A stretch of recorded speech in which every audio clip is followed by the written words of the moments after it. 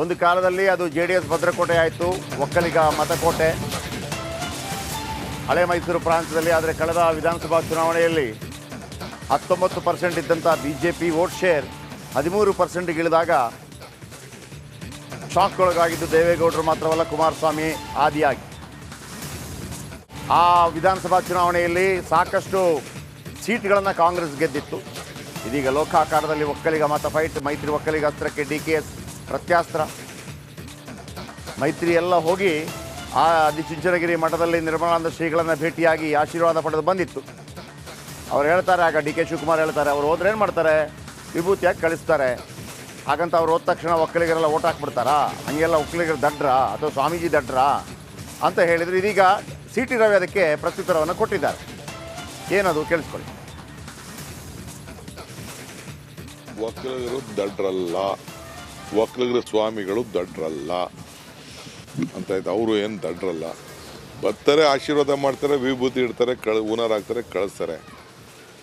ಸಮಾಜ ಇದ್ದಲ್ಲ, ಸಮಾಜ ಅವರು ನಮ್ಮ ಪರನೂ ಮಾಡೋದಿಲ್ಲ, ಅವ್ರ ಪರನೂ ಮಾಡೋದಿಲ್ಲ. ನನಗೆ ಗೊತ್ತಿದೆ ಅದು. ಈ ಕಾಂಟ್ ಡೂ ದಟ್. ಒಕ್ಕಲಿಗರನ್ನ ಚೀಫ್ ಮಿನಿಸ್ಟರ್ ಇಳಿಸಿದ್ರಲ್ಲ, ಅದು ಕೇಳಬೇಕು. ಯಾರು ಅಲ್ಲಿ ಹೋಗಿದ್ರಲ್ಲ, ಅವರೇ ತಾನೇ ಇಳಿಸಿದ್ದು. ಯಾರು ಸತ್ಯನ ಮುಚ್ಚಕ್ಕಾಗಲ್ವಲ್ಲ. ಆಗ ದೇವೇಗೌಡರು ಏನು ಹೇಳಿದ್ರು, ಅವ್ರ ಮೇಲೆ ಏನು ಹೇಳಿದ್ರು, ಯಡಿಯೂರಪ್ಪನವರು ಕುಮಾರಸ್ವಾಮಿ ಮೇಲೆ, ದೇವೇಗೌಡರ ಮೇಲೆ ಏನು ಹೇಳಿದ್ರು, ನನಗೆ ಅಸೆಂಬ್ಲಿಲಿ ಆಯ್ತು. ಸರ್ಕಾರ ಬೀಳಿಸಿದ್ದು ಯಾರು? ಕುಮಾರಸ್ವಾಮಿ ಸರ್ಕಾರ. ಮಂಡ್ಯದಲ್ಲಿ ಅವರೇ ಒಪ್ಕೊಂಡಿದ್ದಾರಲ್ಲ, ಸಿದ್ದರಾಮಯ್ಯ ನಾನೇ ಕುಮಾರಸ್ವಾಮಿನ ಸೋಲಿಸಿದ್ದು, ಸುಮಲತಾನ ಗೆಲ್ಲಿಸಿದ್ದು ಅಂತೇಳಿ ಅವರೇ ಹೇಳ್ತಾ ಇದ್ದಾರಲ್ಲ. ಮತ್ತು ಅವಾಗೇನಿದ್ರು JDS ಮತ್ತು ಕಾಂಗ್ರೆಸ್ ಅಲಯನ್ಸ್ ಇತ್ತು, ಸೋಲಿಸಿದ್ದೆ ನಾನು ಅಂದಮೇಲೆ ಈಗ ನಮ್ಮ ಆ ಸಂದರ್ಭದಲ್ಲಿ 14 ಜನ ಕಾಂಗ್ರೆಸ್ ಅವರು MLAಗಳು ಬಂದರಲ್ಲ, ಕಳಿಸ್ತವ್ರು ಯಾರು? ಅದನ್ನು ಅವ್ರು ಕೇಳಬೇಕು.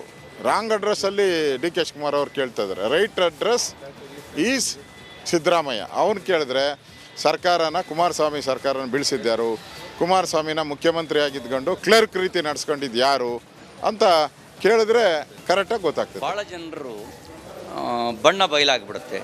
ಅದು ಹೇಳೋದು ಸೂಕ್ತ ಅಲ್ಲ. ಯಾರು ಸಹಾಯ ಮಾಡಿದ್ರು, ಯಾರು ಹಣಕಾಸಿನ ಸಹಾಯ ಮಾಡಿದ್ರು, ಯಾರು MLAಗಳನ್ನು ಕಳಿಸ್ಕೊಟ್ರು, ಇವೆಲ್ಲವನ್ನು ಈಗ ಹೇಳುವ ಸಂದರ್ಭ ಅಲ್ಲ ಇದು. ಜಾತಿ ಹಿಡಿದು ಮಾತಾಡ್ತಾ ಇರುವಂಥ ಇಂಥ ಸಂದರ್ಭದ ಸರ್ಕಾರ ಇಂಥ ಜಾತಿ ಅಂತ ಹೇಳ್ತಾ ಇರೋದು ಎಷ್ಟು ಮಟ್ಟಿಗೆ ಸರಿ ಅನ್ಸುತ್ತೆ? ನೋಡಿ, ಸಂವಿಧಾನಕ್ಕೆ ಬಗ್ಗೆ ಅಪಚಾರ ಅಲ್ವಾ? ಸಂವಿಧಾನ ಜಾತಿ ರಹಿತವಾಗಿ ಯಾವುದೇ ಮತ ಭಾವನೆಗಳನ್ನು ಇಟ್ಕೊಳ್ಳದೆ ಎಲ್ಲರನ್ನೂ ಸಮಾನವಾಗಿ ಕಾಣಬೇಕು ಅಂತ ಹೇಳುತ್ತೆ. ಇದನ್ನು ಜಾತಿ ಲೇಬಲ್ ಅಂಟಿಸೋದು. ಇಂಥವರೆಲ್ಲ ಉಪಮುಖ್ಯಮಂತ್ರಿಗಳಾಗಿದ್ದಾರೆ, ಕಾಂಗ್ರೆಸ್ ಲೀಡರ್ಗಳಾಗಿದ್ದಾರೆ, ಮುಖ್ಯಮಂತ್ರಿ ಆಗೋ ಕನಸು ಕಾಣ್ತಿದ್ದಾರೆ. ಏನು ಜಾತಿ ಲೇಬಲ್, ಸರ್ಕಾರಕ್ಕೆ ಜಾತಿ ಲೇಬಲ್ ಇದೆಯಾ? ಈ ಸರ್ಕಾರ ಯಾರ್ದೊಂದು ಪ್ರಶ್ನೆ ಉದ್ಭವ ಆಗುತ್ತಲ್ಲ, ಹೇಳಿದ್ನಲ್ಲ, ಈಗ ಜಾತಿ ಲೇಬಲ್ ಇದೆಯಾ? ಹಿಂಗೆ ಹೇಳೋದು ಸಂವಿಧಾನಕ್ಕೆ ಬಗೆಯೋ ಅಪಚಾರ.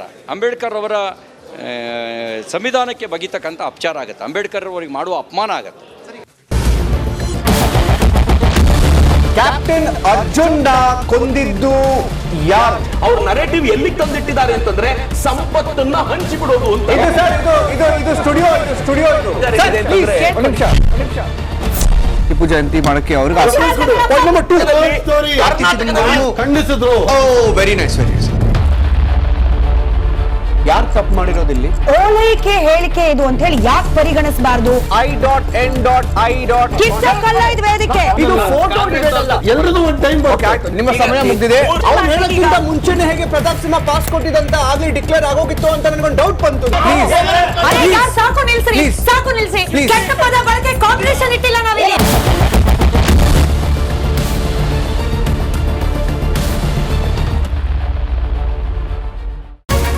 ರಿಪಬ್ಲಿಕ್ ವರ್ಡ್ ಆ್ಯಪ್ ಇದು ಕೇವಲ ಅಪ್ಲಿಕೇಶನ್ ಅಲ್ಲ, ಸಮಗ್ರ ಸುದ್ದಿಗಳ ಸಂಪರ್ಕ ಮಾರ್ಗಕ್ಕೆ ಕ್ರಾಂತಿಕಾರಿ ಬದಲಾವಣೆ.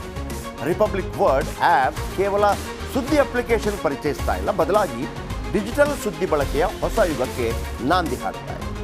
ಇದೊಂದು ಬ್ರೇಕಿಂಗ್ ನ್ಯೂಸ್, ಪ್ರಭಾವಶಾಲಿ ಕಾರ್ಯಕ್ರಮಗಳಿಗೆ ಗಟ್ಟಿಯಾದ ನ್ಯೂಸ್. ಇಲ್ಲಿ ಕೇವಲ ತಾಜಾ ಸುದ್ದಿ, ಅದರ ನೇರ ಪ್ರಸಾರ ಮತ್ತು ಚರ್ಚೆಗಳಿಗೆ ಮಾತ್ರ ಅವಕಾಶ. ರಿಪಬ್ಲಿಕ್ ವರ್ಲ್ಡ್ ಆ್ಯಪ್ ಡೌನ್ಲೋಡ್ ಮಾಡಿಕೊಳ್ಳಿ. ಗೂಗಲ್ ಪ್ಲೇಸ್ಟೋರ್ ಮತ್ತು ಆಪಲ್ ಆ್ಯಪ್ ಸ್ಟೋರ್ನಲ್ಲಿ ಲಭ್ಯವಿದೆ.